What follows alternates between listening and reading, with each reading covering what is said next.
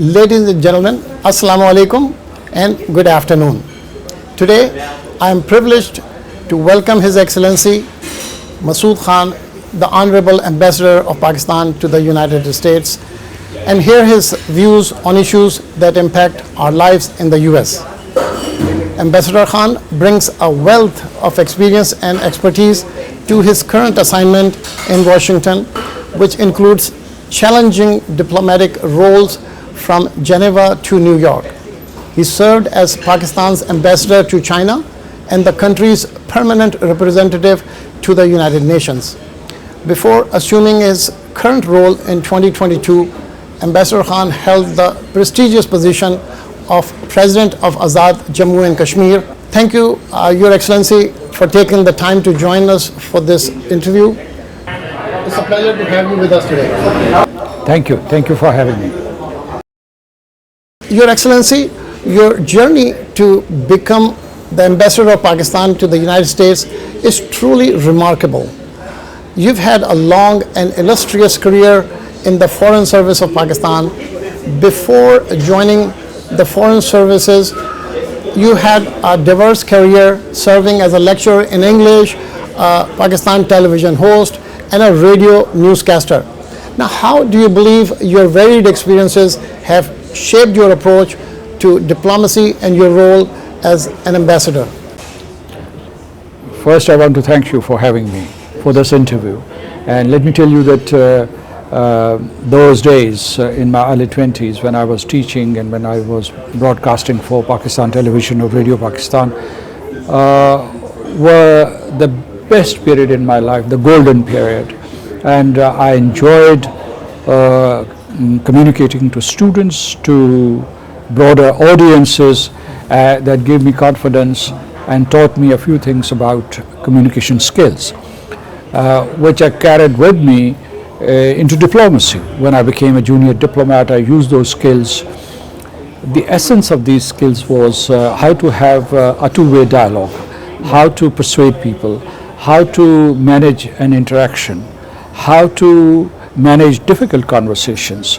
So I think that these skills helped me as a junior diplomat and also as an ambassador. I can certainly see how effective this skill would be in your role. So, Your Excellency, Pakistan's relationship with the United States has been a cornerstone of its foreign policy. The US remains Pakistan's top export market, and it's also the major source of foreign direct investment and remittances.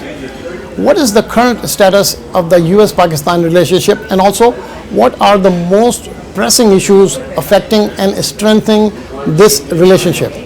Pakistan-United States relationship spans many decades, and through these decades we've had successes.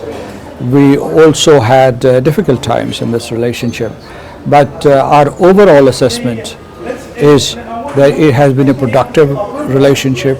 It has been good for Pakistan, it has been good for the United States, and we are building on that foundation now. Both sides are investing in security and non-security realms. When we talk about security, we're talking about counterterrorism, we're talking about regional stability, and Pakistan is a pivotal player for regional stability. So that's where we are having continuous dialogue with the US side. Also, we're trying to attract US investment in climate change, for instance, making Pakistan a climate smart country. Also education, technology and energy, particularly renewables. These are priorities for us. These are also priorities for the United States of America. We sell the maximum number of goods and services to the United States. As you said, that it is the biggest, largest single country export destination for Pakistani exports. And so if we produce more, we will sell more. And United States market is very absorptive for Pakistani products. Pro-Palestinian protests continue on campuses across the US. How do you perceive this situation, and what is your perspective on the current situation in Gaza, as well as the Palestinians' struggle for a two-state solution to the raging conflict? As far as the students' demonstrations are concerned, this is for the United States government and the relevant campuses to resolve, to come up with solutions. There is, of course, public sentiment which is expressed openly about a particular issue, and I'd say that in United States, freedom of expression is sacrosanct.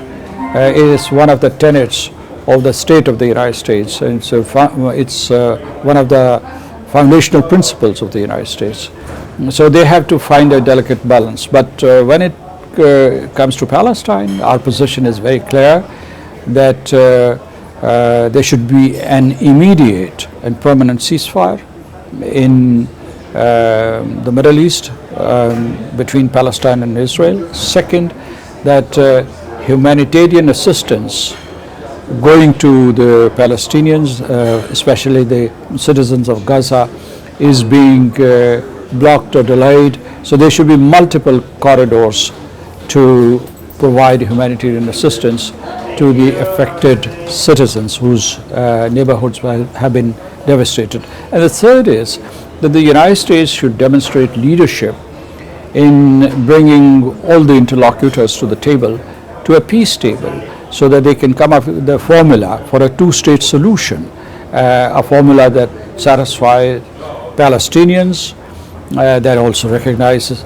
the concept of a Palestinian state and takes steps towards that goal, and that satisfies the other states of the region. So this is very important. I think that the solution is self-evident. It has been there on the diplomatic tables for decades. Now is the time to implement it for permanent and durable peace and security in the region. At the recent Apna spring meeting in Chicago, you addressed a gathering of approximately 600 doctors of Pakistani descent, where you suggested the idea of health tourism on Turkey's model. Could you elaborate on this proposal?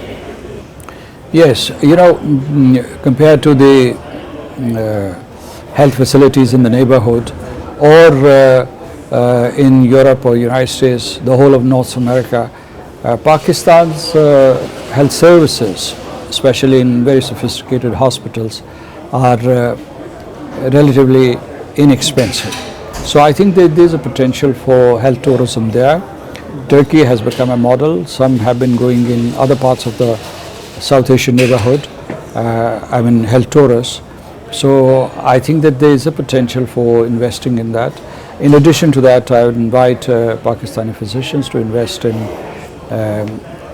establishing hospitals there where people can go in person for treatment. Also health tech. Health tech is coming up very fast. It's a growth industry in Pakistan. That too, I think, would absorb a lot of investment from the Pakistani American physicians. Pharmacy and the entire spectrum of healthcare. So I think that through your paper you also disseminate the opportunities that exist in Pakistan for health tourism. The World Bank says Pakistan has made progress towards macroeconomic stabilization. Now, with Pakistan seeking another long-term IMF program, what specific measures does the government plan to implement to address the concerns raised by both the IMF and the World Bank? We have three priorities. Recently, the Finance Minister of Pakistan, Mr. Mohammad Aurangzeb, he was in Washington, D.C., and he had direct talks with the Managing Director of IMF, Kristalina Georgieva. We also met World Bank President Ajay Banga, and they were very hospitable. In fact, they were very supportive of the initiatives that the government of Pakistan had taken for structural reform and for the implementation of standby arrangement, $3 billion package, which was agreed last year. So they were happy with our implementation process. We also conveyed, our finance minister conveyed 3 priorities for Pakistan. And these were, of course, first streamlining our taxation system, because we need to bring more sectors into the tax net. Untaxed and undertaxed sectors into the tax net. This is one. Second is that we'll be investing heavily in the energy sector. Renewables and untargeted subsidies would be withdrawn. And the third is that we would privatize non-performing state-owned enterprises. So the privatization. These are the priorities, and they've been welcomed and endorsed by the IMF and the World Bank. World Bank has been a partner in tax reforms, and this partnership would continue. USA-based weekly newspapers Pakistan Link and Urdu Link have been the voice of Pakistani Americans for decades. How do you rate the role of these newspapers in promoting a positive image of the country in the United States? When I used to be in New York and Washington earlier, I was a regular leader of Pakistan Link. It's a good newspaper, and it keeps the diaspora community informed about the developments in Pakistan, about their activities here in the United States, and it builds a bridge between Pakistan and the United States. So it's a good newspaper. Urdu Link also. I can say the same thing about Urdu News, Urdu Link. Other papers, I think they serve a purpose. People are away from home, they want to read local news, local here in the United States, in their own language. And that's where these the ethnic media papers are so important. You also have many social media platforms now, in addition to the print media. So I think that they do serve as a very, very good purpose. With a Pakistani diaspora of over 1 million in the United States, what message do you wish to communicate to this vibrant community?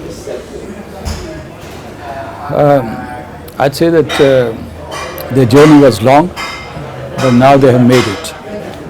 Majority of them are very, very prosperous. Majority of them are in upper middle class, and they are doing well. They have earned a good reputation for them in the United States, in their towns, cities. Their talent is being recognized by the U.S. government, by the lawmakers, senators, and congressmen, congresswomen, and assembly members across the United States. So this is a new threshold that they have reached. I think that they should consolidate these gains and aim higher to attain excellence in different fields, which they have already, and use their clout to create space for the Pakistani American community and to build bridges between Pakistan and the United States. Mr. Ambassador, I know you have a very hectic schedule to maintain. You're touring Southern California right now. I would like to thank you again for taking the time to sit down with us for an interview, and we wish you great success in your visit of Southern California. Thank you. I thank you for giving me this opportunity.